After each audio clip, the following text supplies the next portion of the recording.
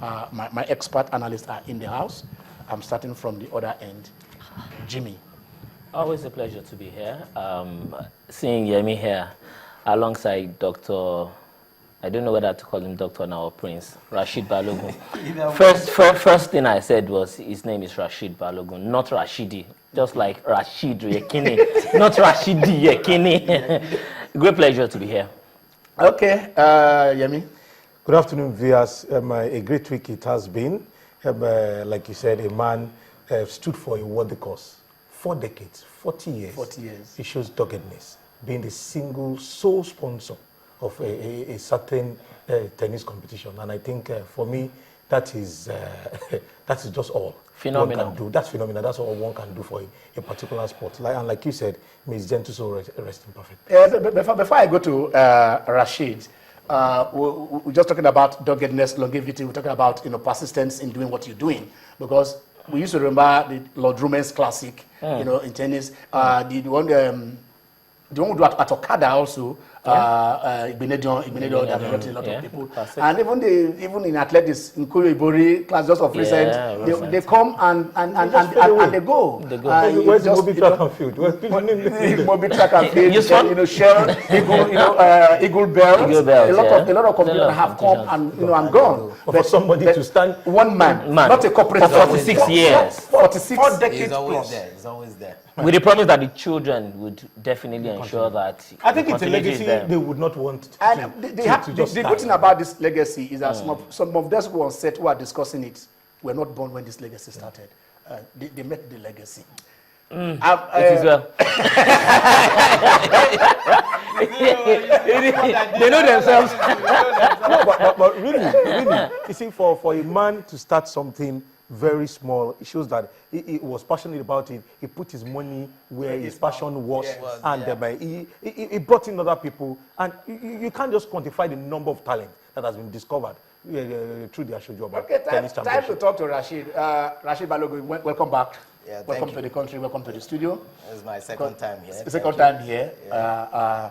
You did take part in some of these competitions while you were growing up, while representing Nigeria? Yes. Any of those? Not represent Nigeria, but Lagos. Oh, Lagos. We represent Lagos. We are the pioneer Lagos athletes. Okay. And if you talk about Okoya-Thomas, we know him. All right. Fashola's father, the Lagos State Governor father, was our chairman when we were running athletics in Lagos. Okay. So we know who is who back then. Yes, I was 6 years old when you started all this thing. So our baby here. we saw Okoya-Thomas. We know what he did. So we see the benefits of what he was doing. And partly we were jealous a little bit because table tennis always get the limelight back then. And athletics were like second fiddle. And we usually rely on the federal money to do anything. Whereas the sponsors' money is going to table tennis. Babatunde, all those Obisoya, all those people.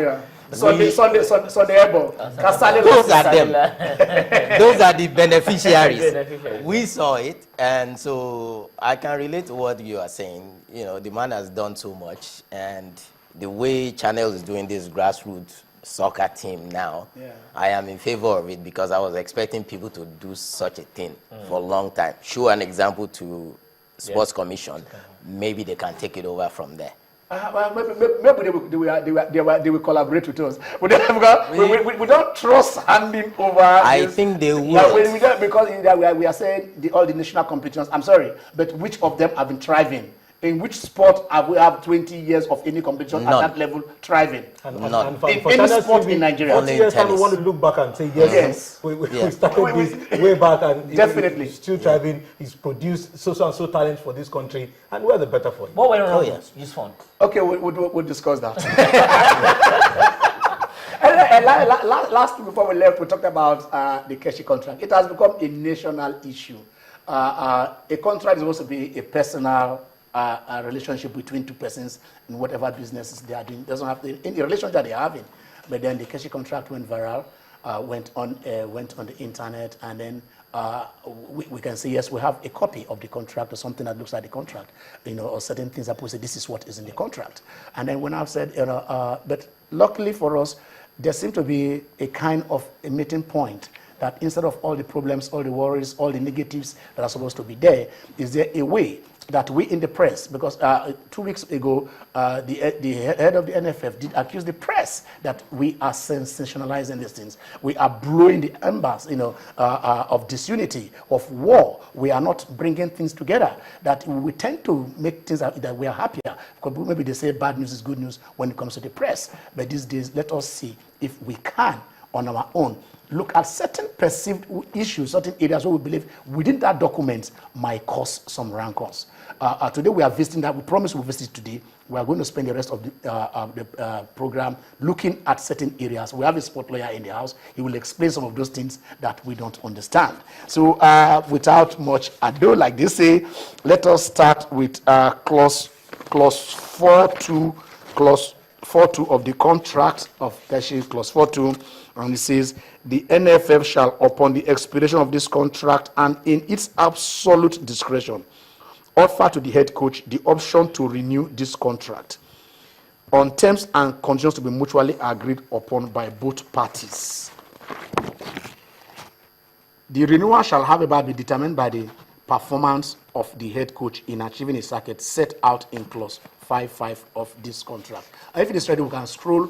We can see it if so you guys can follow it. Rashid, let me ask you this. He said the NFF shall, upon the expiration of this contract and in its absolute discretion, offer to the head coach the option to. Is there anything that you believe is not right here? Well, the first thing that you need to understand is this is an offer. Yeah. It is not a contract signed and sealed. Yeah. So it's an offer. So if you have an offer, they can say whatever it is that they want to say. Okay. But the only thing is, if you use some language, you will destroy the intentions of the contract. Right. If you're saying absolute discretion, a determination for the one of the parties to renew. Yeah. The other parties, you are saying you really don't matter in this discussion, right? And if the contract is coming to term, the other party have the option either to accept or to continue or to walk away. You don't tell me absolute discretion. If you use the word absolute discretion, you destroy my client's intentions. So you are saying my client, listen, you must accept or... So if you are to rephrase this particular clause, how will you rephrase it? I will say within 90 days of completion of this term, both parties will have the right to renew or discontinue the contract on the terms that there is. Okay, that is, we're talking about clause 4.2. That is it, clause 4.2. Say the NFF shall, upon the expiration of this contract and in its absolute discretion, offer to the head coach the option to renew this contract. So that is where Rashid is saying that they should insert that 90 days on both sides. On both sides, not one side. All right. Okay, let's go to clause 5.2. It said the head coach shall take full control and management of the Super Eagles. He is responsible for determining suitable campsites and consultation with the NFF. That is there anything wrong with that, Yemi? I think that's good. There is nothing wrong. Okay, let's go to clause 5.4. Clause 5.4, the head coach shall select the best crop of players of the Super Eagles who are, in his opinion, ready to excel in friendly competition and games in consultation with the technical committee and the technical study group of the NFF. Jimmy? I believe it's supposed to be the absolute prerogative of the head coach to determine the players that he believes would execute the philosophy going forward for a national team. Then the technical committee could act in advisory capacity.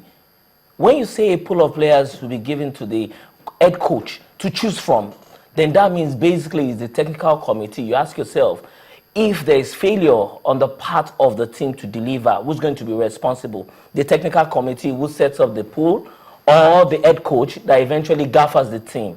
So that's why I say I would rather go for a head coach having absolute prerogative to choose his players, regardless of wherever the players are coming from, whichever league they are coming from, because it's got to be about the philosophy of the team he believes he can translate into success.